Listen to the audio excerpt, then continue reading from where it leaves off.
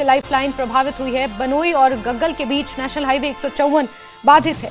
जाम में फंसे लोगों को परेशानी हो रही है।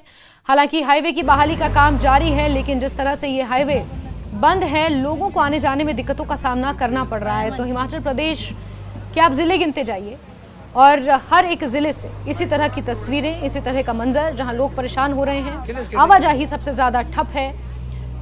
अनगिनत घर तबाह हो गए हैं, लोगों की जानें जा रही हैं, लोग मलबे में बह रहे हैं, मिसिंग हैं, और ये तबाही का मंजर थमने का नाम नहीं ले रहा है।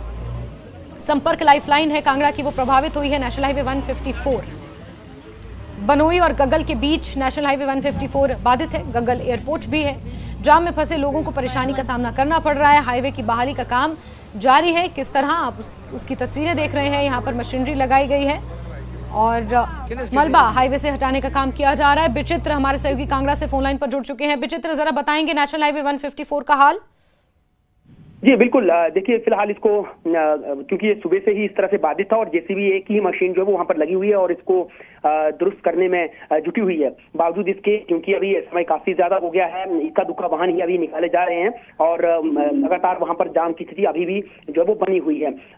और जैसा बता दें कि नेशनल हाईवे 154 पर ये बनोई और गग्गल के बीच का ये जो रास्ता है, ये लगातार कई दिनों से जो है इसी तरह से बाधित हो रहा है। इसलिए भी क्योंकि इसका कोई स्थायी और ठोस हल नहीं निकल पा रहा है, क्योंकि जो मिट्टी है वो पूरी तरह से जो है वो चिकनी मिट्टी है और लगातार ऊपर से इसका इरोजन हो रहा है, कटाव हो रहा है और पूरी की पूरी सड़क जो वो दलदल में तब्दील हो जाती है और वो दलदल को निकालना फिर जेसीबी मशीन और किसी भी मशीन के लिए जो है मुश्किल हो जाता है। और ऐसे में जो है लगातार यहाँ पर जो वो जाम की स्थिति बनती है और खासतौर पर जब मॉर्निंग के टाइम में जब लोग दिनचर्या के लिए आवाजाही कर रहे होते हैं तो उस वक्त काफी ज्यादा परेशानियों का सामना उनको करना पड़ता है। और आज भी हम लोगों ने जिस तरह से देखा है यहाँ पर कि सुबह से ही क्या स्थिति यहाँ पर बनी हुई, क्योंकि भारी बारिश हुई है और अभी भी सुबह बारिश हुई है, तो उसके चलते जो है ये चिकनी मिट्टी जो है वो दलदल में तब्दील होकर सीधे इस नेशनल हाईवे पर आ गई। और उसके बाद जो है वो स्थिति ये हुई कि लंबा जाम जो है वो दोनों तरफ से, चाहे वो मंडी कांगड़ा की ओर से कहा जाए या फिर पठानकोट शाहपुर की ओर से कहा जाए, तो यहाँ पर जो है अभी फिलहाल ये जेसीबी मशीन जो है वो डिप्लॉय है, लगातार यहाँ से वाहनों को निकाला जा रहा है।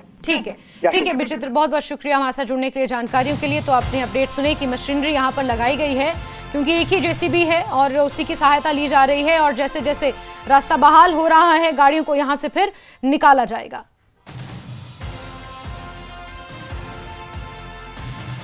तो ये तस्वीरें कांगड़ा से आपको दिखा रहे हैं और किस तरह हिमाचल प्रदेश के अधिकांश इलाकों में बारिश का क्रम जारी है और आज भी कुछ ऐसे इलाके हैं जिसमें कांगड़ा, मंडी, शिमला शामिल है, वहां पर भी भारी बारिश का अलर्ट मौसम विज्ञान केंद्र ने जारी किया है। बीती रात को भी बारिश हुई जिसकी वजह से जो तबाही हुई है उसको आप देख रहे हैं। चाहे सुंदरनगर में घर तबाह हो गया हो जिसमें 8 महीने का बच्चा जिसकी जान चली गई। कांगड़ा में नेशनल हाईवे 154 बाधित है। मंडी के धर्मपुर बस स्टैंड का हाल बेहाल है, तहस नहस हो गया है। अनगिनत बसें क्षतिग्रस्त हो गई हैं, स्क्रैप में चली गई हैं।